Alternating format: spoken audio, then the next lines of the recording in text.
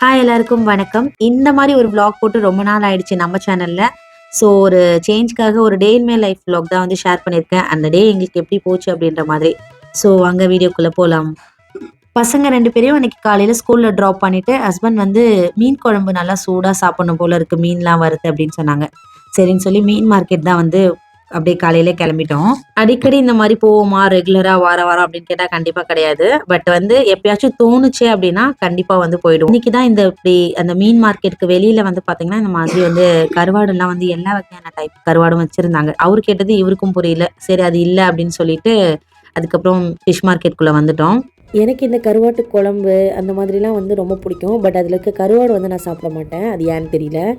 ஏன்னா அந்த கருவாட்டு குழம்புல இருக்கிற அந்த கத்திரிக்காய், முருங்கைக்காய், அதுக்கப்புறம் வாழைக்காய் அந்த மாதிரி காயெல்லாம் நிறையா வச்சு சாப்பிட்றதுக்கு பிடிக்கும். வாசனையும் பிடிக்கும். குழம்பும் பிடிக்கும்.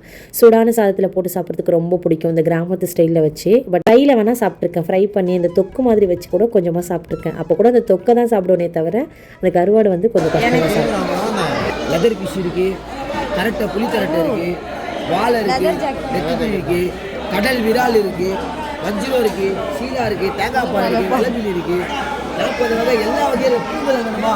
யார் பீஸ் மார்க்கெட்டே இல்லாத மீன் யாருக்கு பூங்குழல் இது வரைக்கும் யாரும் பார்த்து பெரிய மீன் யாரு பீஸ் கிடைக்கவே கிடையாது பிரபு. இது என்ன மீன்? இது புளி கரெக்டை புளியா இருக்கிறதால புளி தரட்டை. சம்டைம்ஸ் இந்த மாதிரி நானே ஏதாவது காமெடி பண்ணி நானே சிரிச்சுக்கிறது வந்து அடிக்கடி நடக்கும். ஸோ அதெல்லாம் வந்து கண்டுக்கூடாது. விலாகில் அதெல்லாம் நிறையாவே இருக்கும். ஸோ இந்த ஒரு மீன் இப்போ நான் காமிச்சிருக்கேன். இது வந்து லெதர் ஜாக்கெட்டு. ஹஸ்பண்ட் இதுக்கு முன்னாடி நிறைய தடவை வாங்கிட்டு வந்திருக்காங்க. அது வந்து ரேராக தான் கிடைக்கும். அடிக்கடி டெய்லியெலாம் கிடைக்காது. ஸோ அந்த அந்த டைம்லாம் வாங்கிட்டு வந்திருக்காங்க. நல்லாயிருக்கும். முள்ளே இருக்காது. நாங்களே நல்லாயிருக்கும்னு சொல்கிறோன்னா பார்த்துக்கோங்க அப்போ அந்த மீன் எப்படி இருக்குன்னு சொல்லிட்டு. சுத்தமாக ஸ்மெல் இருக்காது. அதுக்கப்புறம் வந்து நல்லா பசங்களாம் சாப்பிட்ற மாதிரி நல்லாயிருக்கும். முள் இல்லாமல் நல்லாயிருக்கும். டேஸ்ட்டும் நல்லாயிருக்கும். கண்டிப்பாக நீங்கள் இதுக்கு முன்னாடி ட்ரை ட்ரை பண்ணுங்கள். மீனோட பேர் வந்து லெதர் ஜாக்கெட் அப்படின்னு சொல்லுவாங்க. இதுக்கு இன்னொரு பேரும் இருக்குது. உங்களுக்கு தெரிஞ்சிச்சுன்னா மறக்காமல் கமெண்ட்டில் ஷேர் பண்ணுங்கள். அண்ட் இதுக்கு முன்னாடி இந்த லெதர் ஜாக்கெட் வந்து நீங்கள் வாங்கி சமைச்சிருக்கீங்களா அப்படின்னு சொல்லிட்டு சொல்லுங்கள். உங்கள் ஊரில் இந்த மீன்லாம் கிடைக்குமா? எவ்வளோ 1 கேஜி அப்படின்னு சொல்லிட்டு கண்டிப்பாக கமெண்ட் பண்ணுங்கள். அப்புறம் மோஸ்ட்லி நீங்கள் இங்கே சென்னையில் எந்த மீன் மார்க்கெட் போனாலும் சரி, அங்கே வந்து கவர் வந்து கம்பல்சரி நம்ம தான் கொண்டு போகணும். அப்படி நம்ம வீட்டிலேருந்து மறந்துட்டு போயிட்டோம்னாலும் வெளியே அங்கே சேல் பண்ணுவாங்க. ஸோ அங்கே வந்து ஒரு கவர் வந்து சைஸ்க்கு ஏற்ற மாதிரி ₹5 ₹10 கொடுப்பாங்க. ஸோ அதை தான் வந்து நம்ம வாங்கிக்கணும். அன்றைக்கி மண்டையில் இருக்கிற கொண்டையை மறந்தாலும் நாங்களும் அன்றைக்கி வந்து கவர் வாங்கிக்கிட்டோம். உங்கள் ஊர்லேயும் இந்த மாதிரியா அப்படின்னு சொல்லுங்கள். அதுக்கப்புறம் அன்றைக்கி பல்காலாம் எதுவும் வாங்கல. ஹஸ்பண்டுக்கு வந்து இந்த ஃபிஷ் பிடிக்கும், ரொம்ப நல்லாயிருக்கும் அப்படின்னு சொன்னாங்க. இது வந்து ஏரியில் கிடைக்கிற வவ்வால் மீன் அப்படின்னு சொன்னாங்க. அதான் நினைக்கிறேன். ஏரி வவ்வால் தான் சொன்னாங்கன்னு நினைக்கிறேன். அதுக்கப்புறம் வந்து இந்த 5 ஸ்டார் ஹோட்டல்லாம் கொடுப்பாங்களாமே இந்த கேட் ஃபிஷ்ஷு. இதுதான் வந்து மெயினாக எல்லா 5 ஸ்டார் ஹோட்டல்லையும் இருக்கும் அப்படின்னு சொன்னார். ஸோ அதுவும் வந்து நல்லாயிருக்கும்னு சொல்லிட்டாங்க. ஸோ அதனால அந்த 2 மீன் மட்டும் வாங்கிட்டு, அப்புறம் கம்பல்சரி வந்து எனக்கும் பசங்களுக்கும் வந்து ப்ரான் வந்து வாங்கிடுவாங்க ஹஸ்பண்ட். ஏன்னா எங்கள் 3 பேருக்கும் வந்து அது ரொம்ப பிடிக்கும் அப்படின்னு சொல்லிட்டு, நல்லா இருந்துச்சு, ஃப்ரெஷ்ஷாக இருந்ததுன்னா கண்டிப்பாக வாங்கிடுவாங்க. எங்கள் இதெல்லாம் யாராவது ஃபிஷ்ஷை க்ளீன் பண்ணாமல் வாங்கி வந்து கொடுத்து மீன் குழம்பு வச்சிருமா அப்படின்னு சொன்னாங்கன்னா, இன்னைக்கு காலையில் வாங்கி வந்து கொடுத்தா நாளைக்கு நைட்டுக்குள்ளே வச்சிருவேன். அந்த அளவுக்கு தான் எனக்கு வந்து மீன் கட்டிங் பற்றி தெரியும். பட் இவர் க்ளீன் பண்ணதை பார்த்தோன்னே நல்லா பார்க்கறதுக்குலாம் ஈஸியாக தான் இருக்குது. ஆனால் நமக்கு வீட்டுக்கு போனால் வரமாட்டேங்குதே அப்படின்ற மாதிரி தான் இருந்தது. சிம்பிளாக எடுக்கிறாரு. அந்த ஹெட்டு போர்ஷன் இருக்குல்ல, அதில் வந்து சென்டரில் வந்து ஒரு தட்டுறாரு. தட்டிட்டு அந்த பாதி ஹெட்டை பிரித்து அப்படியே தள்ளிட்டு, அதுக்கப்புறமா அப்படியே வால், அதுக்கப்புறம் இந்த சைடில் இருக்கிறதுல டக்குன்னு க்ளீன் பண்ணிடுறாரு. பாருங்கள், ஒரு 1 மினிட்ல எத்தனை மீன் க்ளீன் பண்ணுறாரு அப்படின்னு சொல்லிட்டு. அதே மாதிரி இந்த மீன் கடைக்கெல்லாம் போனோம்னா இந்த க்ளீன் பண்ணுற ப்ரெஷ்ஷை பார்த்தோம்னா இது எங்கடா கிடைக்குது அப்படின்ற மாதிரி தோணும். ஏன்னா அவ்வளோ ஈஸியாக அந்த மேலே இருக்கிற செதில்லாம் வந்து எடுத்துருவாங்க. உங்களுக்கு இந்த ப்ரெஷ்ஷு எங்கே கிடைக்கும்னு தெரிஞ்சா கண்டிப்பாக கமெண்ட் பண்ணுங்கள். எனக்கு யூஸ்ஃபுல்லாக இருக்கும். எப்படியும் நான் க்ளீன் பண்ண போகிறதில்ல, இருந்தாலும் ஒரு ஆத்திர அவசரத்துக்கு வாங்கி எப்போவுமே தேவைப்படும் அப்படின்னு சொல்லிட்டு வீக் டேஸில் தான் போயிருந்தோம். பட் பரவாயில்ல, இந்த க்ளீன் பண்ணுறவங்க எல்லாருமே இருந்தாங்க. நிறைய பேருக்கு வந்து இந்த க்ளீன் பண்ணுறவங்க இருக்கிறதால தான் வந்து ரொம்பவே ஹெல்ப்ஃபுல்லாக இருக்குது. ஏன்னா வராங்க, இங்கே பாருங்கள் எத்தனை பேர் வந்து க்ளீன் பண்ணிகிட்டு இருக்காங்கன்னு. நம்ம ஃப்ரெஷ்ஷாக வந்து மீனை வாங்கி அப்படியே கொடுத்தோன்னா இவங்க அழகாக கட் பண்ணி ஸ்லைஸ் பண்ணி கொடுத்துட்றாங்க. எந்த மாதிரி வேணும்னு நம்மள்ட்ட கேட்குறாங்க. நான் அது மாதிரி அழகாக ஸ்லைஸ் பண்ணி கொடுத்துட்றாங்க. 1 கேஜிக்கு வந்து ஃபிஷ்ஷுக்கு வந்து ₹30, 1 கேஜி ப்ரானுக்கு எல்லாத்துக்குமே வந்து ₹30. ப்ரானு, ஃபிஷ்ஷு எல்லாமே வாங்கிட்டு க்ளீன் பண்ணிவிட்டு சரின்னு சொல்லி வீட்டுக்கு கிளம்பிட்டோம். நான் வந்து யூஸ்வலாக வந்து பார்த்திங்கன்னா எப்போயாவது இப்போ நானும் ஹஸ்பண்ட் மட்டும் எங்கேயா போகிறோன்னா ஃப்ரீயாக போயிட்டு வரோம் அப்படின்னா, வீட்டுக்கு வந்து எதாவது ஒர்க் இருக்குது, சமைக்க போகிறோம் அப்படின்னா, இந்த மாதிரி தான் டைம் மேனேஜ்மெண்ட் பண்ணுறோன்னு சொல்லிட்டு இந்த பூண்டு, வெங்காயம்லாம் எடுத்துகிட்டு வந்தேன். பட் போகும்போது காரில் ஏறி உட்காந்து அந்த பாக்ஸ் தூக்கி ஒரு இடத்துல வச்சது தான். அதுக்கப்புறம் பேச ஆரம்பித்து பேசிகிட்டே தான் போனோம். திரும்ப வரும்போது பேசிகிட்டே தான் வந்தோம். அப்புறம் பாதி வழியில் தான் இந்த பாக்ஸ் எடுத்து வச்சது ஞாபகம் இருந்தது. இதெல்லாம் பண்ணி வச்சா வீட்டுக்கு வந்தோடனே டக்கு டக்குன்னு பண்ணிடலாமேன்னு. அப்போ தான் ஹஸ்பண்டோட மைண்ட் வாய்ஸ் எனக்கு கேட்கும், இல்லை இதுக்கு பருத்தி மூட்டை குடோன்லேயே இருந்திருக்கலாமே அப்படின்ற மாதிரி. சரி விடுங்க அப்படின்னு சொல்லிட்டு அப்புறம் வந்துட்டு சூப்பராக மீன் குழம்பு வந்துருந்துச்சு. நல்லா இருந்துச்சு. ஃபிஷ்ஷு ஃப்ரை செமையாக இருந்தது. ரொம்ப சூப்பராக இருந்தது. நீங்கள் இது வரைக்கும் இந்த ஃபிஷ்ஷு ட்ரை பண்ணலாம், கண்டிப்பாக ட்ரை பண்ணுங்கள். அது ஏரி வவ்வால் அப்படின்னு சொன்னால் தருவாங்கன்னு நினைக்கிறேன். நம்ம நார்மல் வவ்வால் மீன் இருக்குல்ல, அந்த மாதிரி இது ஏரியில் கிடைக்கிற வவ்வால் போல இருக்குது. பட் நல்லா இருக்குது. மீன் எந்த ஒரு ஸ்மெல்லுமே இல்லை. அப்படி நல்லா இருக்கு. நான் இந்த மீன் எல்லார்கிட்டயும் சொல்றேங்க. எல்லாரும் வாங்கி சாப்பிடுவாங்களே. ஏன்னா ஸ்மெல் இல்ல. நல்லா இருக்கு. டேஸ்ட்டா இருக்குன்னு சொன்னேன். அதுக்கு ஹஸ்பண்ட் குடுத்த ரிப்ளை என்னன்னா, எந்த மீனா இருந்தாலும் கொஞ்சமா லைட்டா ஸ்மெல் வரதான் செய்யும். ஃபிஷ்ஷோட ஸ்மெல்லு. பட் அது நம்ம சமைக்கிறத பொறுத்து இருக்கு. நல்லா மசாலாலாம் போட்டு ஃப்ரை பண்ணி எடுத்தோம்னா எந்த ஒரு ஸ்மெல்லுமே இருக்காது அப்படின்னு சொன்னாங்க. பட் உண்மையிலுமே நல்லா இருந்துச்சு. கண்டிப்பா நீங்க ட்ரை பண்ணி பாருங்க.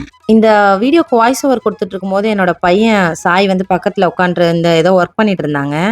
அப்போ அவங்க என்கிட்ட சொன்னாங்க, ஸ்மெல் வரல அப்படின்றத மட்டும் சொல்லாதீங்கம்மா, மீன் நல்லா சாஃப்டா இருந்தது, டேஸ்டா இருந்தது அப்படின்னு சொல்லுங்க. சரிப்பா நீ சொன்னேன்னு சொல்லி அதையும் இன்க்ளூட் பண்ணிடுறேன்ப்பா அப்படின்னு சொல்லிட்டேன். நல்லா இருந்துச்சு மீன். ஹஸ்பண்ட் நான் ஃபிஷ்ஷை வாஷ் பண்ணி கொடுத்துட்றேன், நீ ரெடி பண்ணிவிடு, எனக்கு ஒர்க் இருக்குது அப்படின்னு சொல்லிட்டு அவங்க ஒர்க்குக்கு பார்க்க போயிட்டாங்க. ஸோ நான் சரி ஓகே, அவராக கேட்கறதுக்குள்ளே நம்ம சுட சுட அவர் கேட்ட மாதிரி சாதம் மீன் குழம்புலாம் ரெடி பண்ணிடலாம் அப்படின்னு சொல்லிட்டு ஸோ அதுக்கான வேலையை டக்கு டக்குன்னு ஸ்டார்ட் பண்ணிட்டேன். ஹஸ்பண்டுக்கு தெரியும் இதெல்லாம் க்ளீன் பண்ணாமல் கொடுத்துட்டு போயிட்டானா இவன் நாளைக்கு வரைக்கும் குழம்பு வச்சுட்ருப்பா அப்படின்னு சொல்லிட்டு தான் சரி நான் க்ளீன் மட்டும் பண்ணி கொடுத்துட்றேன், நீ டக்கு டக்குன்னு ரெடி பண்ணிவிடு அப்படின்னு சொன்னாங்க. அதுக்கப்புறம் அவங்களும் ஒர்க்குக்கு போய் உட்காந்துட்டாங்க. சரின்னு சொல்லி நானும் அப்படியே ஒன்று ஒன்றா ஸ்டார்ட் பண்ணிட்டு இருந்தேன். ரீசெண்டாக என்னோட ஃப்ரெண்ட் ஒருத்தவங்க கூட பேசிகிட்டு இருந்தேன். அப்போது நாங்கள் கேஷுவலாக பேசிகிட்டு இருக்கும்போது ஒரு டாக் அந்த சைடாக போச்சு. அந்த டாக் நான் இது வரைக்கும் பார்த்ததே இல்லை அந்த இடத்துல.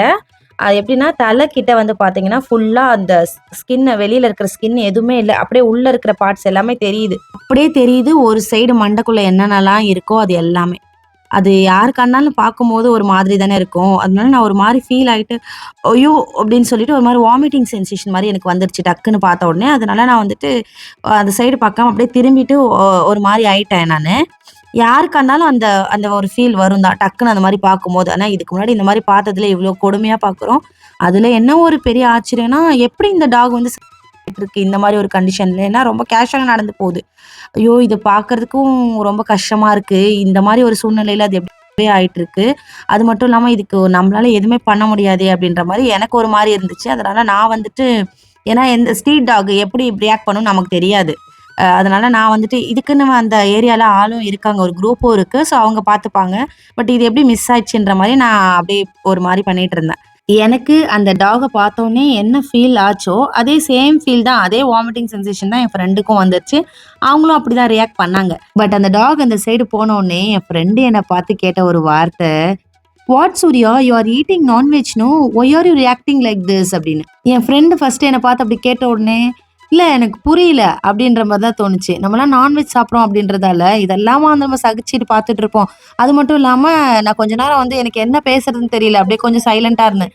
அதுக்கப்புறம் தான் நான் பேச ஆரம்பிச்சேன். என்னன்னா இப்போ நம்ம ஒரு சிக்கன் ஷாப்புக்கு போறோம், சிக்கன் வாங்குறோம் அப்படின்னா அங்க நமக்கு ஸ்மெல் கொஞ்சம் இதுவாக தான் இருக்கும் இல்லையா? பட் நம்ம கண்ட்ரோல் பண்ணிட்டு வாங்கிட்டு வந்துருவோம். அதுக்காக நம்ம சிக்கன் சாப்பிடாம இருக்க போறது கிடையாது. ஏன்னா நமக்கு அங்க போகும்போது கொஞ்சம் ஒரு மாதிரி தான் இருக்கும். பட் அந்த கடைக்கு போய் நம்ம ஒரு மாதிரி மூக்கெல்லாம் மூடிக்கிட்டு நம்ம ஒரு மாதிரி ரியாக்ட் பண்ணோம்னா அங்க இருக்கிறவங்களுக்கு கொடுக்குறவங்களுக்கு எப்படி இருக்கும், அங்கேயே நின்று வேலை செய்யறவங்களுக்கு எப்படி இருக்கும், அது அவங்களுக்கு சங்கடத்தை நம்ம உண்டாக்குற மாதிரி இருக்கும். ஓகே, இப்போ நம்ம வீடியோக்குள்ள வந்துருவோம். சுட சுட சாதத்துல சூடான மீன் குழம்பு அப்படியே கத்திரிக்காய்லாம் போட்டு அப்படியே ஹஸ்பண்டுக்கு எடுத்துன்னு போய் கொடுத்தேன். செமையா இருக்குன்னு சொல்லி சாப்பிட்டாங்க. எனக்குமே இந்த மீன் ரொம்பவே பிடிச்சிருந்தது. ஓகே, யாருக்கெல்லாம் மீன் குழம்பு நம்ம வச்சு சாப்பிட்றத விட நம்மளோட அம்மா வச்ச மீன் குழம்பு ரொம்ப பிடிக்கும் அப்படின்னு சொல்லுங்க.